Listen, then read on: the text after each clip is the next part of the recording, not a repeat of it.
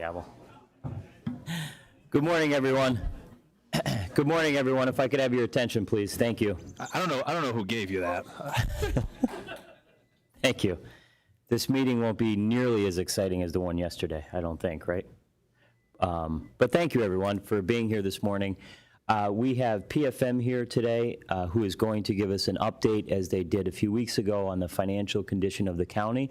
They're going to update us on their financial trend analysis and also their workforce management audit, along with some preliminary recommendations. So I'd like to introduce Gordon Mann. And Gordon, if you want to introduce your team, and then take it away. This right? Yes. Got it.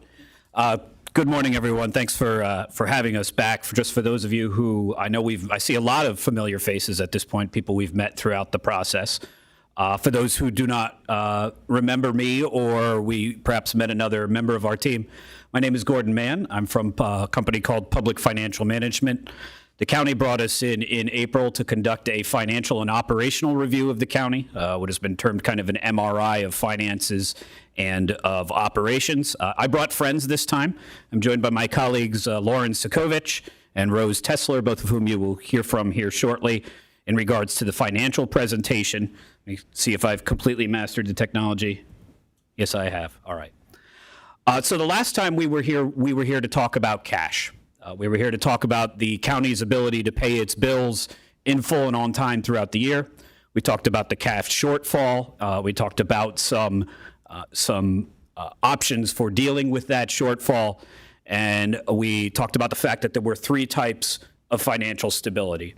Cash, can you pay your bills today? That's what we talked about last time. Not going to touch on that as much. The short update is things look largely the same now as they did a month ago, so that picture has not changed substantially. The third element of it is structural stability. Can you pay your bills not just today, but over a period of years? And the middle part of that is what you will hear about in about, let's see, today's the third, in about 12 days, which is the budgetary stability. So what we are presenting today is not the budget. You'll see very shortly that it couldn't be because it's vastly out of balance. But we are presenting it now because it provides context for understanding what the commissioners and what the department directors and what all of you are thinking about as part of the budget process. So what we're going to talk about today is structural stability. But in the back of your mind, if it's not already there, I just put it there, is talking about the 2025 budget, which again will be presented in a couple of weeks. Uh-oh. I broke it, Felicia.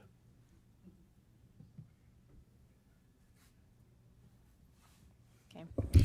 As Gordon mentioned, we're going to focus today on structural stability, which is really the county's recurring revenues balanced against its recurring expenditures over a period of time. The main analytical tool that we use for this analysis is a baseline financial projection. We developed this looking at primarily the county's general fund over the next 5 years, so starting with the 2024 budget and projecting out to 2029. There's a couple of contextual points that we wanted to just cover up front about the analytical tool and the baseline projection, just to highlight our methodology. The first is that the baseline projection presents a status quo scenario. So what that means really is that we do not anticipate in our projection tax increases, headcount changes, changes to services, or any other changes that we don't know about today. And we'll dig into our specific assumptions and where that may differ. The second, which Gordon also touched on, is that this is not a predictive scenario. We're not trying to say this is what the county's finances will look like, because as you'll see in a couple of slides, we're projecting deficits, large deficits starting in 2025. So the county will necessarily have to take corrective action over the next couple of weeks as it's going through its budget process. So again, this will not reflect what is going to be in the 2025 budget. It's a tool to analyze the county's finances and understand what is driving the structural deficits.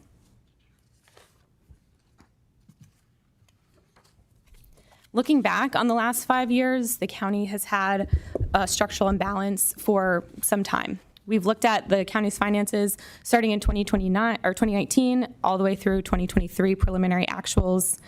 On this slide, we also reference the September 2023 ratings report from S&P, where they cited that the county had structural imbalance, weak budgetary performance, and continued to rely on one-time measures to balance its budget. And this is consistent with the findings in our analysis. Over the past 5 years, the county has had deficits ranging from $500,000 to over $6 million. And it's used its cash reserves to cover those deficits. So if you look at this slide, the blue bar is the county's cash levels from its audits, and you can see that it's declined over the past 5 years. So taken together, the county has a structural imbalance that's developed over a multi-year period. Looking forward, this is the baseline projection that we've developed for the county. Again, starting in 2024, the county's budget in the general fund had a $500,000 deficit.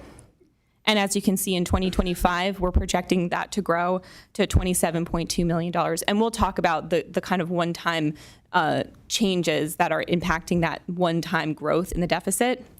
And then looking beyond that, this is when we get into talking about the structural balance and the structural deficit. The deficit grows incrementally from 2026 through 2029, really reflecting that the county's revenues in a baseline scenario are stagnant while its expenditures continue to grow with inflation and wage increases and other external factors that drive expenditure growth.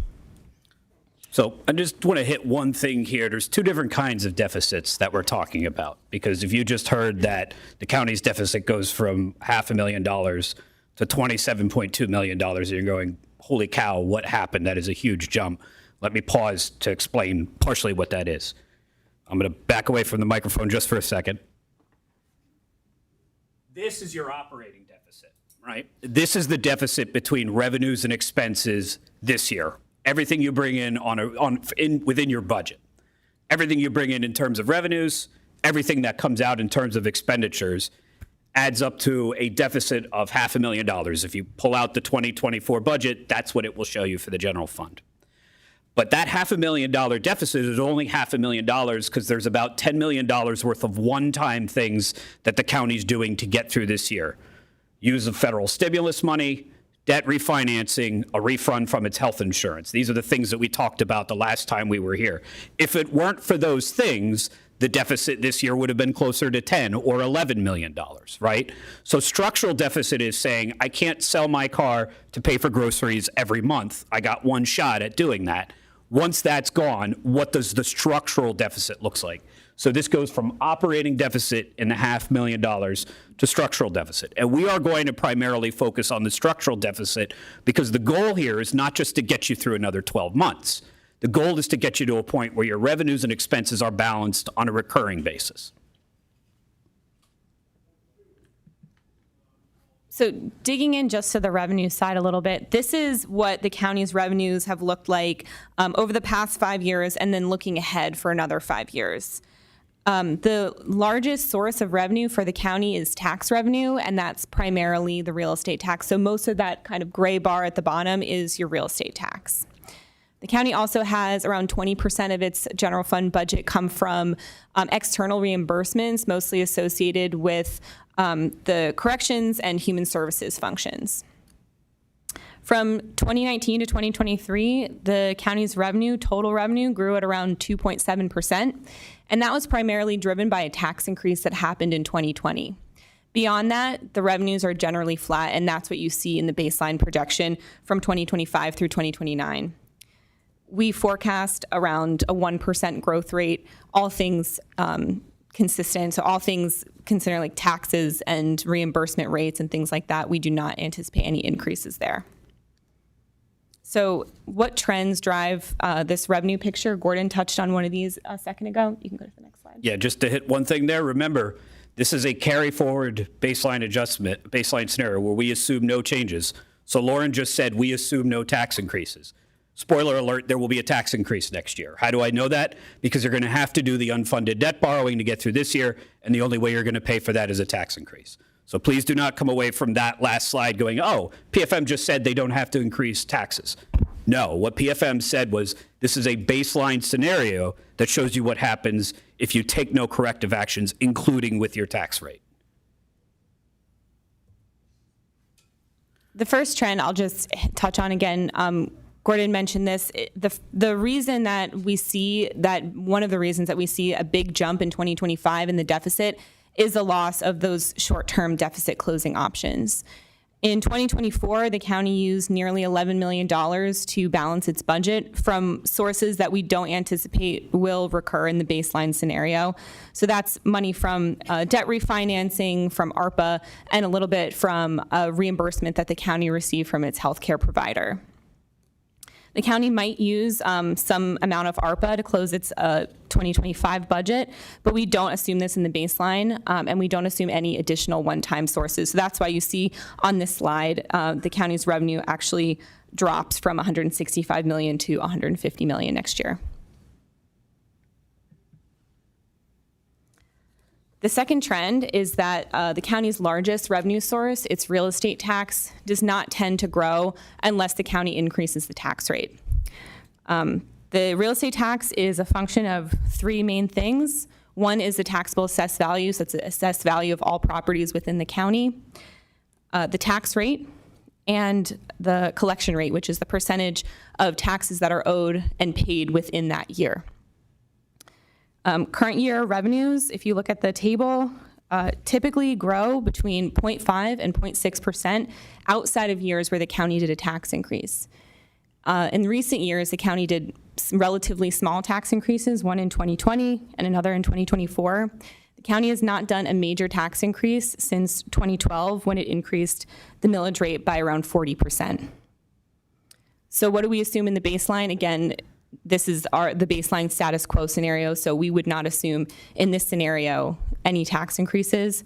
So we show that revenues associated with real estate tax will grow at 0.6%, reflecting the taxable assessed value growth. The county is currently undergoing a reassessment for the first time since 1968 to obtain a more current and accurate assessment of the properties within the county. The calculations are still ongoing, and we're anticipating that that will take effect in January of 2026. So how are we accounting for this in our baseline projection? The first thing that we assume is that the property values will go up just because it's been many decades since the county has reevaluated its properties. The second is that property taxes will go down because it's anticipated to be a revenue neutral action, even though individual tax bills may increase or decrease through this process. So how do we account for the reassessment? On a revenue side, we assume that it will be revenue neutral, and we don't add any additional revenue associated with the reassessment.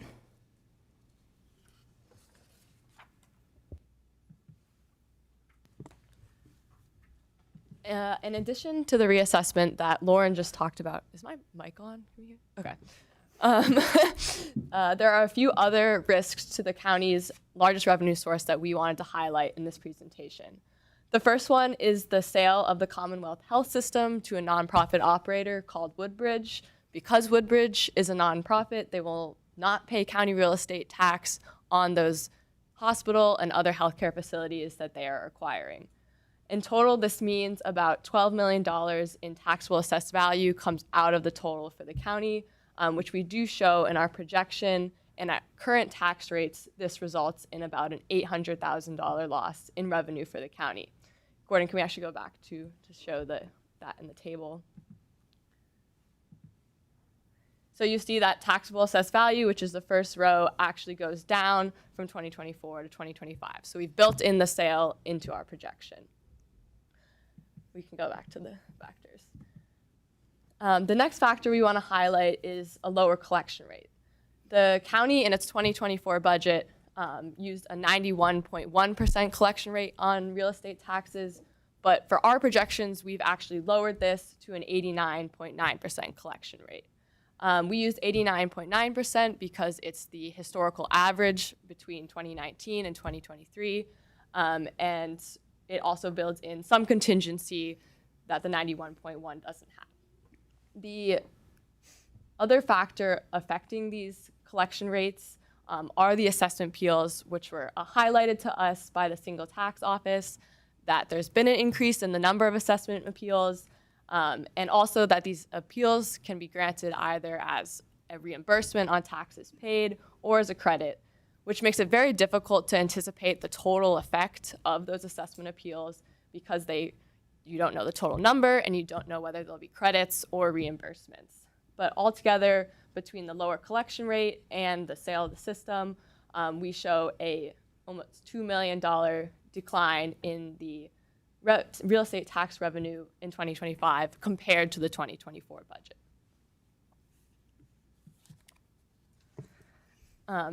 Even though the real estate tax is the county's largest source of revenue and makes up the majority of its revenue, the county also receives a significant portion of its budget from non-tax revenues in the form of reimbursements and grants from the federal and state governments. Unlike real estate taxes, the county really doesn't have direct control and can't use these sources to generate revenue because they're for specific purposes. So you can't use any excess reimbursement for children and youth to cover any shortfall or unanticipated expenses in your prison.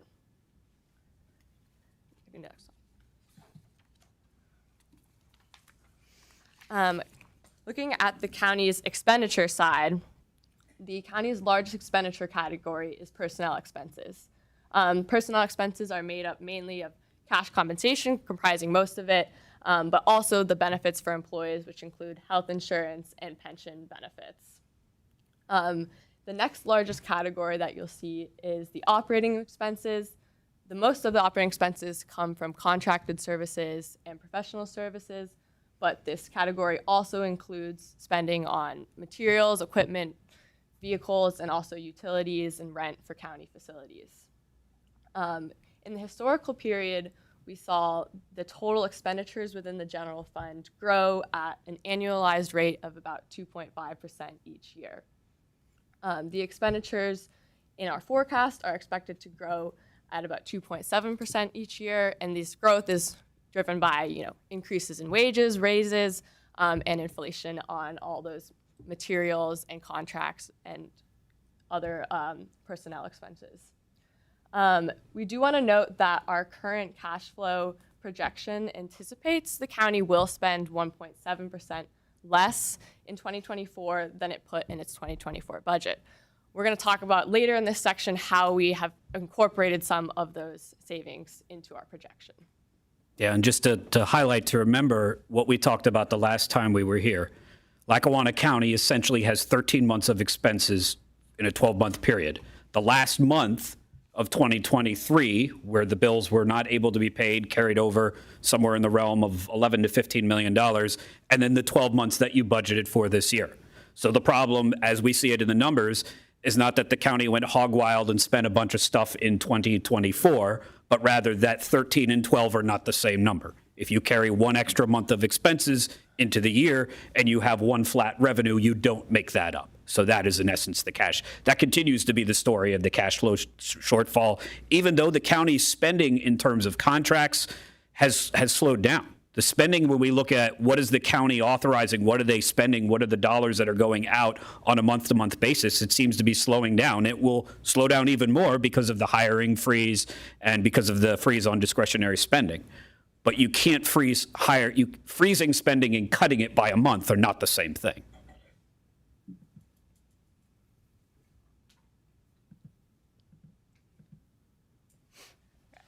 And diving into that very large chunk of expenditures that is on personnel, we found that almost 2/3 of general fund employees are represented by one of the 7 bargaining units in the county. Although most of the contracts for these bargaining units extend through 25, 26, or 27, the SEIU contract, which is the second largest within the general fund, does expire this year, and the county is currently in negotiations with SEIU. The county does have more direct control over those for 2025, as well as the spending on the 1/3 of employees who are not in a bargaining unit.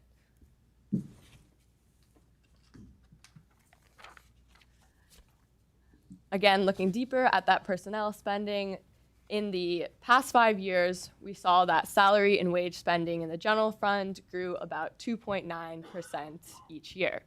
As I touched on at the start of this expenditure category, there were some areas where the county this year is spending less than its budget. A key area where the county is spending less is the salary and wage spending. To kind of account for that and to carry that forward, we built in a vacancy assumption to our salary and wage projections, and that carries forward any savings that the county has generated from positions that aren't filled or where there's been turnover. So this is the point in the presentation where things start to get a little bit uncomfortable. We've been talking high level about revenues. Now we're going to talk about expenses, and we're going to talk about people, which means we're going to talk about pretty much everybody who's in this room, right? Most of county government's expenditures are on personnel. Most personnel, probably, except for the majority of the people who are in this room, have their compensation, by which we're going to talk about three main pieces here. Cash compensation, which is mostly salaries, although some folks get some other types of cash compensation, health insurance, and pensions. We're going to hit all three of them here. The story, for the most part, for governments in this part of the country, this isn't specific to Lackawanna or even Pennsylvania, is most of your compensation costs are set by union contracts, right? Most employees are in a bargaining unit, everything but the top line there.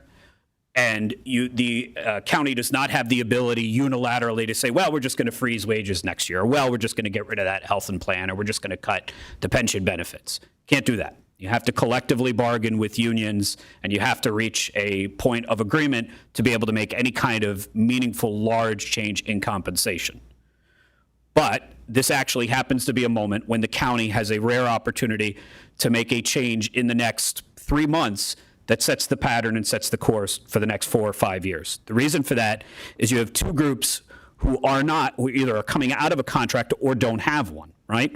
So the first group is the non-bargaining unit. Again, that's probably most of you in the room, but that's also anybody who is not in a union, and that is your largest group of employees. It's almost 36% in the general fund.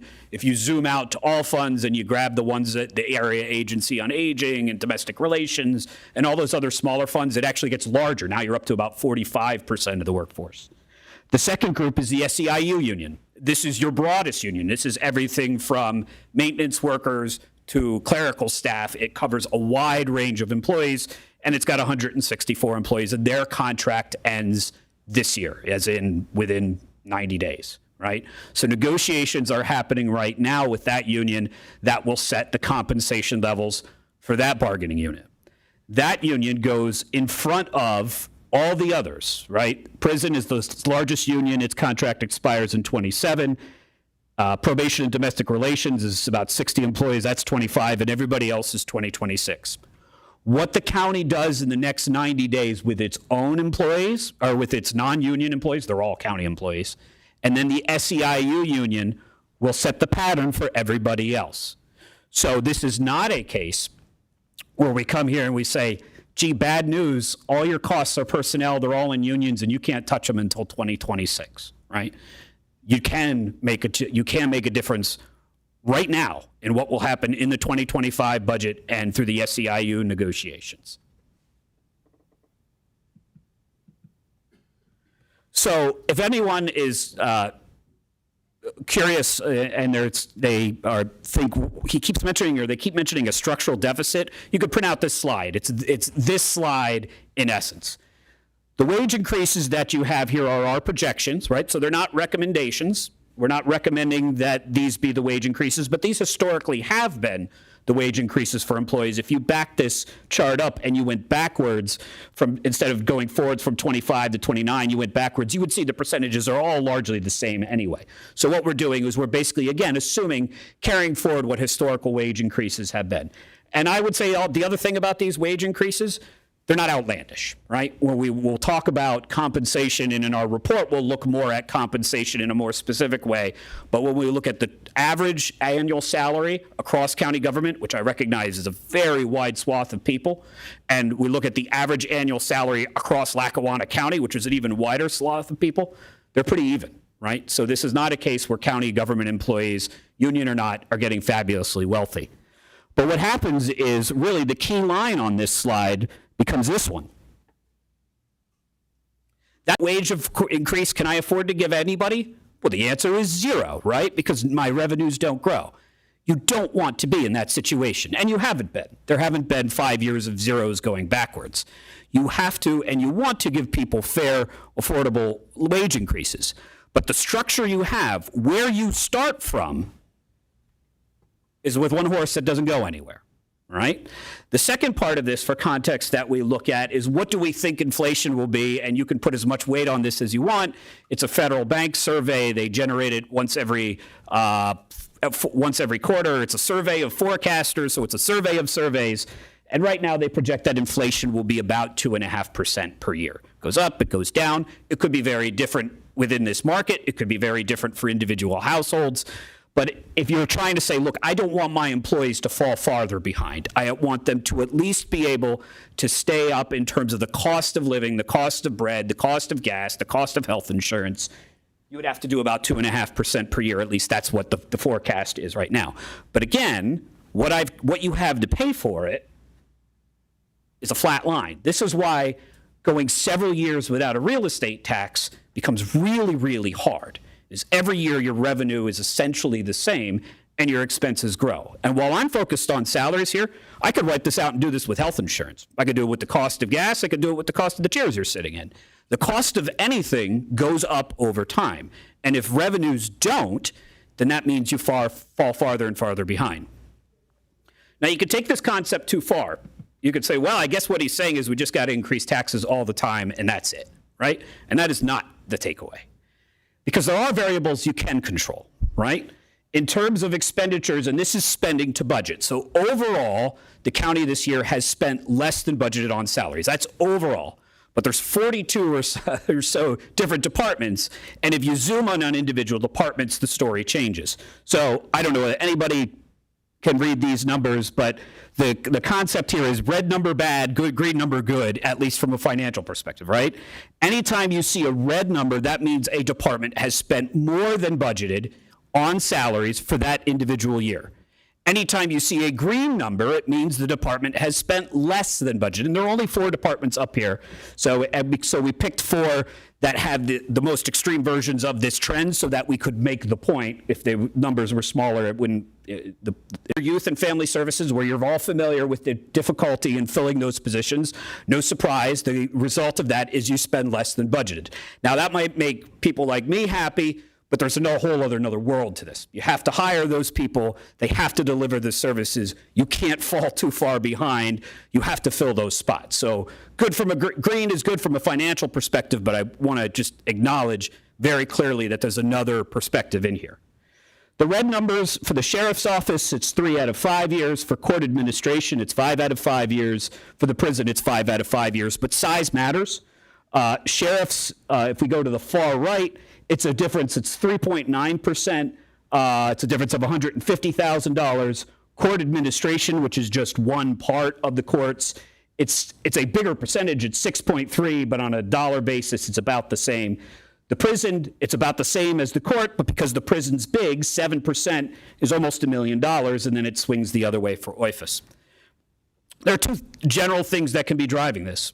One is you're spending more than budget. We're going to talk about position control in a second. Positions that are not authorized or don't actually exist or aren't funded get filled. Wage increases that weren't funded occur. Things of that nature happen, right? So that's the first side of it. The second side of it is the budget could be wrong. If you under budget for what the salaries are, then naturally a department is going to spend more than that. Not because they're doing something wrong or because they're not managing their budget, but maybe the budget needs to be addressed. So that's the takeaway, is it could be either one in these stories. The way to read this is not, well, the prison's blowing their budget. Look at that every single year. Maybe that is part of it, but the budget has to be accurate so you have a good starting point to work from. So the first thing is your spending versus your budget. That is a controllable variable. The second thing is the position mix, right? So I pulled the sheriff's department here. This is the different types of wages that are paid to all staff, not just the deputies, but primarily the deputies in the sheriff's department. The county breaks it out by employee type, so you get elected officials, part-time, and salary staff. It also breaks it out by type. If I am sick and I miss tomorrow's portion of my paycheck gets booked as sick time. It's not additional pay, it's just the portion of my regular salary. It's an accounting thing, but you could focus on this line here And you can see that the salary growth is about 5.3% per year. And it's not an even 5.3%. Flat during the pandemic, that pattern is very similar just about everywhere, bounces back to 5.4%, or it goes from 3.2 before COVID to 3.4 in 2021. Again, that pattern is very common. But now in the last 2 years, it increases by from 3.4 to 3.7, that's a 7%, 7.5% increase. And then 3.7 to almost 4, that's an 8% increase. Again, some of this is just the wage increase. Right? Collective bargaining increases are 3.5 to 3% a year. But 7 is not 3. So some of this is something else. And it looks like in the case of the sheriff's department, what's happening is you have a shift from about 35 part-time deputy sheriffs who are cheaper. And if we did this for health insurance, this would look the same. Part-time deputies don't get the health insurance. So you start with a mix of 12 corporals. Those are the very senior deputies, 33 full-time and 35 part-time. And by the end of the period, you have 3 more corporals, you have 14 more full-time, and you have a whole bunch less part-time. So what you have in this department, and there may be very good operational reasons for this, but what the math is showing us is it's not just wage increases, it's not just cost of living adjustments, it's something else. There are decisions here that are controllable, that are within the power of the people in this room and the unions who have to participate in a large part of this to say, hey, we have to do something different. The last part of this, which gets even more into the weeds, and again, I'll use the sheriff's office here as the example, although I could have done this with the prison, frankly, just as easily, is we've talked about what your wages are, we've talked about what your mix of positions are, now we're going to get super nerdy and we're going to talk about what your work rules are. This is the old how many plumbers does it take to change a light bulb joke or whatever it is with the union rules. So in terms of union rules, in terms of the sheriff's deputy, the contract, which again, the sheriff or the folks up here, you have to negotiate that in order to get a different result. The sheriff's office, the sheriff's contract has a number of different provisions in it, either as they're being read and interpreted or as they actually exist. So one is you have 16 posts on the weekend that get filled. Sheriff's deputies, primary function is security, got to have it, not a discretionary service, right? You have buildings that need to have security on the weekend, again, got to have it, not a discretionary service. But what is happening is most of those shifts on the weekend are filled by full-time deputies on overtime, right? About 90% of them are full-time deputies on overtime, and about 10% are part-time. That's really expensive. Now, there might be reasons to do that operationally, but it's not just full-time versus part-time. It's full-time at the overtime rate, which is 1.5 times regular salary, versus part-time. Could you do that differently? Could you use part-timers there more? Could you have those be regularly scheduled shifts? You'd have to make sure you have enough people to actually staff that. But what could you do in terms of scheduling so that you're not paying 1.5 times the hourly rate at every building in the county every single weekend? What about having full-time? What about a shift opens up, somebody gets sick, and I have to offer it to somebody because, again, I got to fill that slot downstairs or at the court building. It's not a discretionary service. Who do I bring in to fill it? Right now, the way the contract is interpreted is you have to offer the slot to every full-time deputy on overtime first. And if they all say, nah, I'm good, then you could go to the part-time. But the part-time is not somewhere where you can plug that in under the union contract and get that lower spending directly, at least not as the contract is written and not as the contract is being read. This is where compensation is about way more than what's the across-the-board salary increase. Can I ask a question really quick? Yes. So have you ever seen a situation, like to me, the reason that you have part-time deputies or part-time any position is to avoid overtime or to save on overtime. So it seems to be like completely, the scheduling to me seems to be completely out of whack. Is that? It is it's out of whack and it's not uncommon. So even if you take this in the realm of firefighters, right? Part-time firefighters and full-time firefighters. The other side of this that I'm not saying is what the union perspective would be is the full-time deputies, they're more senior. They have more training. It's a safety issue. And I can't make that argument as eloquently as they can because I'm, not the union head. But that kind of tension where they say, we want you to be able to, it's okay for you to use part-time employees, but we're not going to let you use part-time employees to shrink our staff. That would be the union perspective. So not uncommon, but having this go this far, where every weekend staff or almost every weekend post is scheduled overtime. And again, I'm just assuming that this is the way the contract is actually written, that this is the case, that every open slot has to be offered to every full-time deputy. That's going way far the other direction. So the end result of this is you have salaries that go up. And again, I promise you, I'm not trying to pick exclusively on the sheriff's department, because I could do this for the prison too. The story would be slightly different. The numbers might actually even be larger. And it is primarily those two departments for overtime, because most of the overtime is in those departments for obvious operational reasons. But you have salaries grow by 5.3%. You have holiday pay grow by 7.5%. The county did add a holiday and changed which one of them are considered quote unquote major holidays, where you get paid an extra amount for working on Christmas. Working on Christmas gets you more money than working on Memorial Day in essence. And overtime grows. So normally what you're looking for is, as salary spending goes up because I have more positions, overtime goes down because I need it less. Or if I can't fill those positions, the salary spending goes down because I have vacancies, overtime spending goes up. And you would like to see it kind of level out to a 2 to 3% level. But instead what you have here is everything's growing. And again, even if we set philosophy aside, or whether that makes sense to you or any of the other stuff, what is the revenue that I have to pay for it? Real estate taxes. And what does that do? Nothing.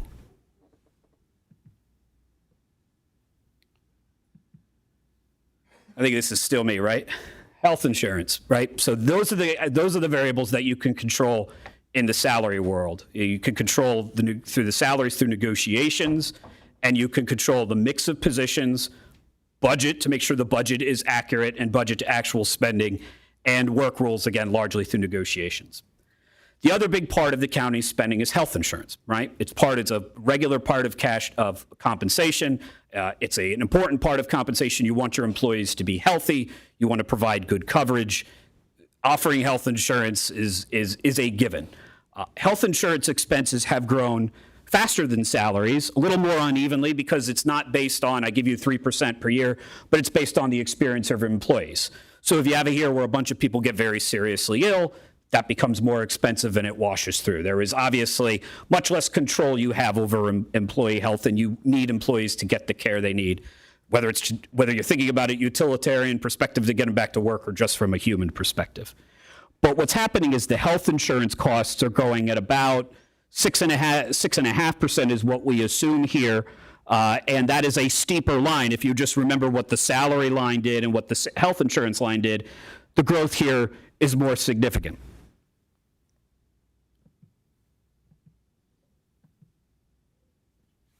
So 4 different types of health insurance plans in the county, right? Think of the different types of offerings. Basically, the difference between a health insurance plan is which providers can I go to and under which circumstances and how much will get paid.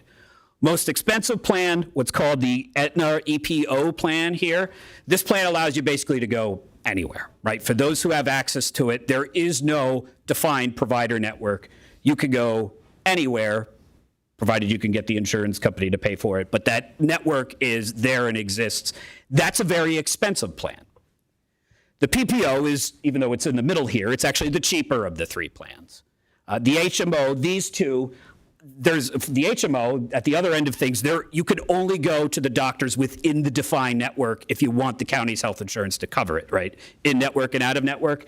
And then the PPO is designed to take the place of the purple. The green's designed to take the place of the purple because it has a similar concept but a lower cost. But you have 4 different health plans here in Lackawanna County, and you can see which one is the most popular plans. That's the HMOs. Which one is the most expensive? Purple one by far. You'll see a second, the blue and the green aren't cheap either, but the purple one by far. And this is another place where you have a chance to make a difference right now, because most of the people on that purple plan are either non-union represented or an SEIU. So this is your window to change the cost for that group. Why would you want to change it? Because you're spending way more on health insurance than other places, right? So your plans here are very generous in terms of coverage, and there might be good reasons for that. I'm sure there's a story behind it, and I'm sure the union negotiations would tell me what that story is. But if you just look at the bottom here, the bottom is all health insurance plans nationally, and this is spending per employee on a monthly basis. All employers nationally, it's about $600 for single coverage and about $1,500 for family coverage, right? Your cheapest plan here, the Highmark PPO, which only 39 people have, is $640 for single coverage and $2,000 for family. Now, if I say, okay, let's back away from all the plans, let's compare apples to apples. Let's compare the HMOs that people have nationally to the HMOs you have here. HMOs here, $720 for single coverage versus $565 for single coverage. HMOs here, about $2,500 for family coverage, nationally $1,500 for family coverage. So again, that is a real gap that the county needs to take action to close. And we'll come back to we'll finish with some ideas on how to do so. So Gordon covered two pieces of the personnel costs, cash compensation and health insurance. And this is the third major personnel cost. This is what the county pays for its current and future retirees. Every year, the county's actuary calculates the amount that the county should put into its pension plan. It takes into account the number of people that are enrolled, the number of how many years they think they'll be using the plan, mortality assumptions, assumptions about the market, and comes up with a number that is what the county should put in to fund the pension plan. And that's called the actuarially determined contribution, or ADC. The county has not made the ADC or the full ADC payment in at least a decade. So this chart is showing the difference between county contributions into the pension plans and the ADC. And you can see there's quite a difference from 2014 to 2019. In 2020, the county increased taxes and dedicated some of the revenue from that tax increase to putting into the pension plans. So you see that it did increase in 2020, but it didn't quite meet the ADC. Over the past couple of years, that contribution level has remained relatively flat. Meanwhile, the ADC has increased. Part of the reason for this is that when you continuously don't make your full ADC payment, that requirement grows the next year. So it's like if you were to not pay off your credit card, make a minimum payment, the next month, the amount that you would need to pay down your credit card actually grows because you accumulate interest. All things constant, that's essentially what happens here. If you have the same assumptions, if you just don't add the amount that you should each year into your pension plan, next year you have to contribute more in order to fully fund the plan. You can flip to the next slide. So going forward, what would happen if you stayed the course? Pretty much the same thing. The ADC would continue to grow. The county has started in 2024 to increase the amount that it contributed to the pension relative to 2020. It developed a plan to incrementally increase its contributions by $250,000. So that's why you see in 2024, the budgeted amount is $4.1 million. In conversation with the county's actuary, they pointed out that if you were to continue on this course of incremental increases, $250,000 compounded each year, the ADC would continue to rapidly grow. So this chart shows the difference between fully funding your ADC starting in 2025 and staying the course of incremental increases. So the lighter line is the current $250,000 per year increase, and you can see that the ADC grows to nearly $17 million by 2029. If the county were to contribute the full ADC starting in 2025, the actuary estimates that the level of the ADC would pretty much remain relatively constant, growing a little bit over the next 5 years, but it would only reach like $13 million by 2029 as opposed to $17 million.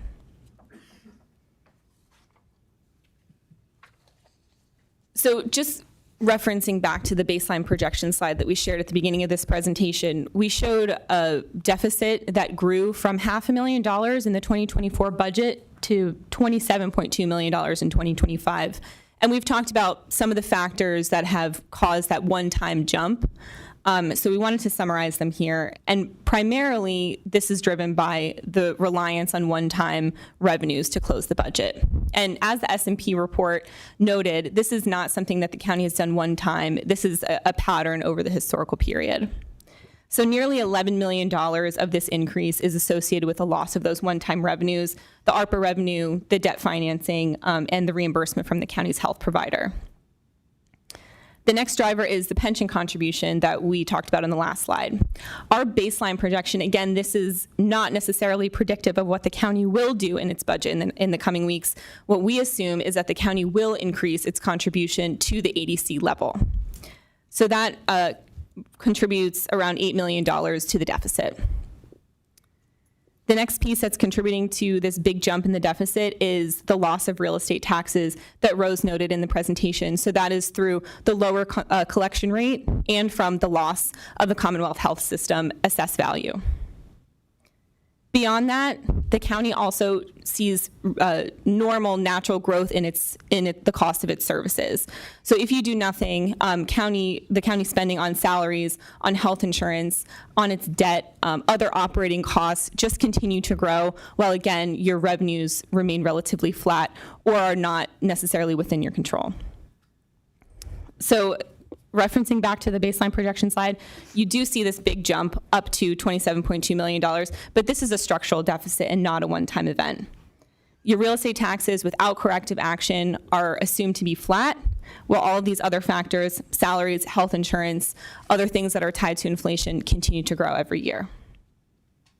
All right, so that's enough bad news for one morning. Let's talk about some options for how you deal with it, right? And again, what we are mostly focused on here are things that the county can do over a 5-year period, because that's what this is. This isn't about getting you through the next 15 months. 2 weeks, you'll be talking about the budget. That will be about the next 12 months, although not exclusively about that period. This is about things that you do over a period of time. I'm going to steal the analogy that this is a little bit like turning a battleship in a bathtub. County governments are large.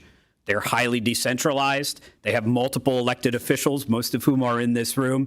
You cannot change things like that, right? You have to wait for collective bargaining, and you can't just wipe out entire functions and go, well, I guess we're just not going to have an X anymore.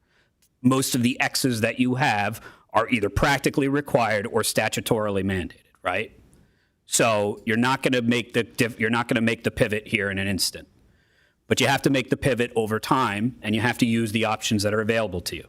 So these are preliminary recommendations. There are some things on here that are going to make some people uncomfortable, and we need to talk about that because we need to approach this with an element on our perspective of humility. We have ideas, but we don't necessarily have all the answers, but we will share those ideas with you now. And for those who have specific departments, hopefully we've shared them with you specifically as well. So the first thing is a general point. The county needs better position control. What's position control? Position control is knowing these are the positions I have, these are the positions I've funded, these are the positions I can fill. And if it's not on that list, it no longer exists, right? We had conversations with a number of people in departments, and we would hear things when we had a list, what's called a seniority roster, that we would print out and say, hey, these are the 10 positions in your department. And we would hear, well, that one doesn't exist. That one hasn't been filled in 5 years. You're missing these 2 departments. That one's not really a this, it's a that. That can't happen, okay? You have to have a specific list of authorized positions, and the budget sets that list. So if there are 10 positions in a department, they are funded in the budget, they are listed in the budget, everyone can see what they are. And if they are not on that list, they do not exist. That rhymed. It's not a matter of historical precedent. It's not a matter of keeping this as my piggy bank. It's not a matter of this gives me a contingency because I don't want to deal with the salary board. If they're not on the list, they do not exist. The second thing that you use from that is then that's the list you work off of when you fill it. Oh, Felicia, I broke it. No, still okay. When you fill a position, it's not a matter of history or precedent. You look at the budget and say, what's filled, what's vacant, and that's what you work off of. Now, life changes. You will need to add positions during the year. You will not be all-knowing. You will want to make salary adjustments. That's what the salary board is for. But you have to start with a defined set of positions. You cannot have situations, even if it is not department's fault, where departments are spending $1 million more than budget on salaries, because you have no way to make that up. You don't have an earned income tax that can come in at 5% instead of 3%. You've got one tax, and I can tell you what it's going to do. It's exactly the same thing that it did last year, unless you change the tax rate. So you cannot fall behind on position control. Not going to happen in the next 15 days. When the county presents the budget, please don't look for the positions. They won't be in there and go, oh my gosh, they ignored PFM. You have to do this over a period of time. This would be in the 2026 budget. Next one is cash compensation. Now I'll do what Rose did and go backwards in the presentation here. These are the assumed salary increases over a period of time. They're based on the history. You can't afford them, right? You're not going to be able to afford 3 to 3.5% wage increases a year. How do I know? Because that's the revenue that you have to pay for it, right? Unless you commit yourself to doing 4 or 5% real estate tax increases every year, which you could do. It's a policy decision. You're not going to be able to fund these level of salary increases. You're going to have to do something different. That does not mean 5 zeros. You could do a little less in each group. You could go from 3.5 to 3 or 3 to 2.5. You could do one-time freezes. Those are painful, but the benefit of a one-time freeze is I do it today, and the savings associated with that freeze cascades every year because I build off of a lower base forever, right? You could do one-time bonuses. You could do a variety of different things, but you're going to have to do something different on based on wage increases. And again, this is where I get to break all the good news in one morning. It probably starts with the non-represented employees, and it starts next year because this is your chance to pivot that. Not unilaterally, okay? There are certain positions where you need to continue to adjust the increases for salaries either because they are behind or because they have positions like like youth and family service workers where you're trying to fill a vacancy. So this is a little more of a scalpel than a hatchet, but it is something that you're going to have to do broadly enough for it to make a difference.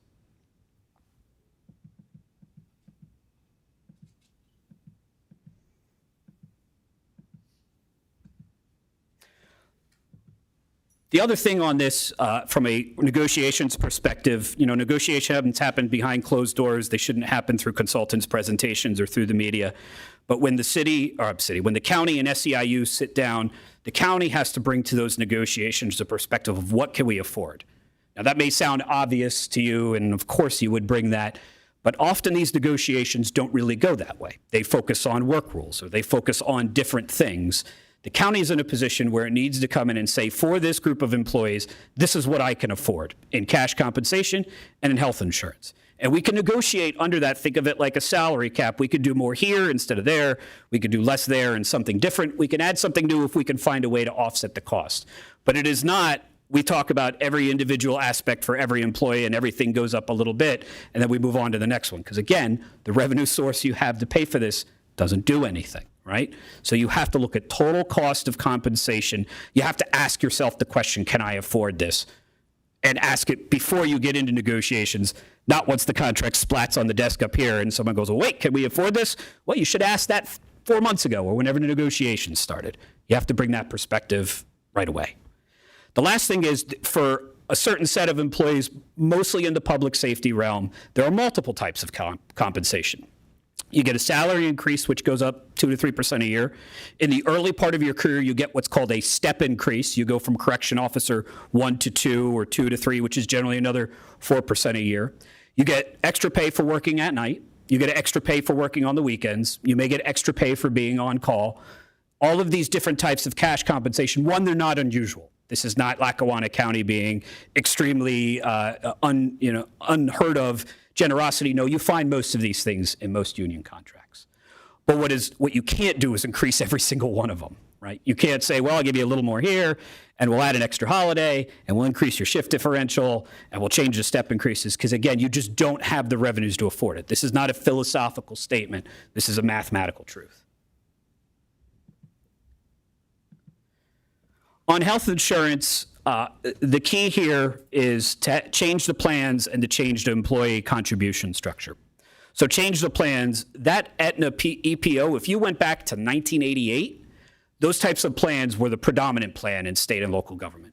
They stopped being the predominant plan in state and local government when Bill Clinton was elected, right, in the early 90s.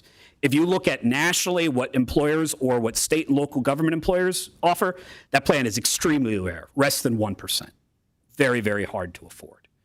The two plans that are most common among state and local governments are the PPO, which you only have 39 people using, And the high deductible health plan, which you don't have at all, you have to make a change. These, again, these are trends where the county is, frankly, decades behind. This is not something that happened last year and you didn't get the news flash. These are things that have been happening over a period of time. You have to offer different types of health insurance plans. Lots of places have them. It doesn't mean you can't get care. It does mean they are less costly. That's a change that the county has to look to make. And the second thing in terms of employee contributions, whether that's the contribution you make up front, what's called a premium contribution, the thing that comes out of your paycheck, or deductibles. Most health plans have deductibles, right? And most deductibles are in the $1,500 for single coverage to, I think the IRS rules are $3,000 or $3,700 for family. You have one plan with a deductible here and it's a $250 and a $500, right? And it's the one that has it's the plan that has 39 people on it. Having a deductible, I get that it's an uncomfortable change. It's definitely an uncomfortable change if it's coupled in a year where you have less of a wage increase than you wanted to have. But this is the type of adjustment you have to make to get back on trend, to give yourself a chance to stay in balance. Last thing, our name is Public Financial Management, and this is a very heavy dose of financial management. We do have an element of our group that is operational, where we have looked at, okay, enough about dollars, what does county government actually do, and how can you do it better? Obviously against a backdrop of having financial challenges, so the answer isn't hire 100 more people. We will have a set of initiatives that look at how to reduce overtime costs in the prison, where you do have an element of overtime is up, but salary spending is down. So you do have some of that balance there. And we will look, you already heard of some of our thoughts on the sheriff's office. We'll look at it there. Why those two offices? Because that's where the overtime is. You have only 4 departments that really spend a meaningful amount on overtime, and from a dollar perspective, it's really just those two. Adult probation has a little, and youth and family services has a little because of their staffing challenges. So we will look at ways to reduce overtime, which, by the way, at least in the case of the prison, also has an employee benefit. I mean, what we have heard is that overtime usage in the prison is so high that corrections officers don't want it anymore. Right? That they're saying, no, I can't work another shift, or you even will see correctional officers call out on sick or go on FMLA, right? So this is as much an element of improving work conditions as it is lowering overtime costs. We believe there are actually some areas where you need to spend more. There aren't a lot. There's one of them specifically called out here in terms of increasing base salaries for assistant district attorneys. Where we've done comparative analysis, we've talked with staff. We believe that's an area where you actually got to spend more. Not a whole lot right away, not going to be able to do that, not going to be able to do it in a big way in 2026, but this is not taking an axe of cost cutting to every single tree you can find, right? There are some areas where you actually have to make an adjustment up. The other things we are looking at from a revenue perspective, this does get back more into the finances. Are there things that should pay for themselves and aren't? You're not going to get a huge amount of revenue out of that, but no stone left unturned. And also looking from an operational perspective at some things where you might like to make an investment, like bringing back a work release program. Good to do, has a financial benefit and an operational benefit of keeping people out of jail, but also has an upfront cost because the county doesn't have a building to put it in right now. And you would have to add 5 or 6, according to the community corrections staff, 5 or 6 people to actually do that. So if all of the red numbers that you saw prior to this will tell you that that doesn't mean you can never make that investment. That doesn't mean it's a terrible idea. It might even pencil out in a couple of years, but you have to be very, very thoughtful about how you make those investments. I hope there wasn't a time limit because we went way over it. That is the last slide that we have. Thank you very much. Do any of the commissioners have any questions or comments? Commissioner Chermak, any questions? Commissioner McGloin? Yeah, thank you, Gordon, Lauren, and Rose for the presentation. It's been really great working with you, week in and week out, month in and month out. And I don't really like to use football terms too often, but there was an old football term that we used to use, and it would say "film doesn't lie." Well, in this case, and in our findings, and certainly today, numbers don't lie. And the reason for what we're going through right now, and I think we have to remember, is that in Lackawanna County, we measure twice and we cut once. And Dave Bolzoni, as we all know, has done an incredible job for us, but it's always helpful to get a second opinion on things. And again, these are recommendations. We're currently reviewing every aspect of county government at this point to see where we can be more efficient and to really see where we could fix this reoccurring problem of the county just trying to survive year in and year out, rather than doing what we really should be doing, and that's flourishing. The problem was, and it has always been, that Lackawanna County continued to grow and had absolutely no money to pay for it. And again, I just want to remind everyone that obviously this is not the budget. These are simply our findings. But again, if I were to take away one major thing from today, it's that we need to do a much better job with position control, ensuring that we stay on budget and budget for position items that actually are budgeted for. And again, we will fix this. It will take time. But I think all of us coming together and putting a really, really great plan in place, we will absolutely get to where we deserve to be. Thank you. Gordon, can you just talk about the next steps in terms of PFM's engagement? So I think we are still in phase one, but can you talk about what it looks like moving forward? Yeah, so three pieces to this. First is the financial analysis. There will be, as if you needed a longer presentation, there will be a longer written version of this. That will be the first. The ultimate thing that comes out of this is a big book, right? It's a multi-year plan. You can touch it. You can use it to stop a bullet. You can prop up your desk with it or whatever you want to do. You could even read it, I guess. The first third of it will be financial, will be this story drawn out in a little more detail. The second part of it would be a little more fleshed out version of the management findings. So we looked at the entire criminal justice system. That was the area that we focused on for this engagement. And all I talked about was sheriff overtime and a couple of other things. We will have more findings on the court administration, not a lot in terms of savings, but we will have more to say because we've spent more time with the folks. There's the court administrator. We spent more time speaking with the court. We'll have more to say. We've had other conversations with the district attorney and his staff, with the prison. So there will be more in terms of the operational findings there. And we'll have more to say in the employee compensation and financial management realms. That last one I really only touched on a little bit in terms of budgets and position control. And then we'll have the bulk of the plan, the rest of the plan, which are the recommendations. So we wanted to provide recommendations here today, so you're not sitting, as you are, and you know this because we've gone through this together, you're not sitting there going, I got an X million dollar hole in my budget. I really wish those consultants would earn their keep and tell me, give me some ideas to fill it. These are the best ideas that we have right now. But we need to build them out. We have some others that didn't make the cut for presentation for whatever reason, because the presentation was long enough. We will continue to do that. So that will be, the end thing here is a book, but the real end thing is a plan. The plan is not just the pieces of paper that you print off your Xerox machine. The plan is actually the ability to do it. Okay, thank you. And thank you very much for the presentation and all of the work that you've done. I'll be very brief, but just a couple comments. I think today was hopefully a dose of reality for everyone here in the room and then who might be watching on ECTV and the taxpayers throughout the county. Commissioner McGloin and I have been very upfront and honest since January, since we took office, that we have major, major financial problems. So I hope that none of this, although there's a lot more details provided today, I hope this doesn't come as a surprise to anyone, because we've been saying this kind of ad nauseum over the last few months. Our analysis on things, just from like a 30,000-foot view, is county government through the years has been, like the train has been on the tracks without conductors.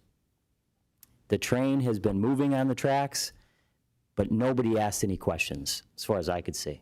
So is the train moving fast enough? Is there oil in the engine? That's why we asked PFM to come in here and give us an objective view on what actually is happening. It's easy to say, and I've heard this from people throughout the county, well, just cut. You know, cut 5% across the board, cut 7% across the board. Commissioner McGloin and I are taking an analytical approach to this. We are looking at the data on how we can make meaningful changes. We're not just throwing things up against the wall and hoping that they stick. The other thing that I hope everybody understands is that we are committed to being as transparent as possible about the financial condition of the county, and that is why you're seeing this presentation today. Gordon said it before, a lot of uncomfortable things that were said today, but it's a dose of reality that is honestly needed, because there is no more one-time revenue sources. There's no more can to kick down the road. There's no more road left. Unfortunately, this is what Commissioner McGloin and I have inherited, but the good news is we're going to fix it. And as Matt said earlier, we really all have to do this together. We owe it to the taxpayers of Lackawanna County. There's 200 and some thousand people that live in this county. The county delivers important services, but we've got to be more efficient, and we've got to do things in a more meaningful manner. So we are committed to fixing this and getting the county to a point where it is in stable financial condition.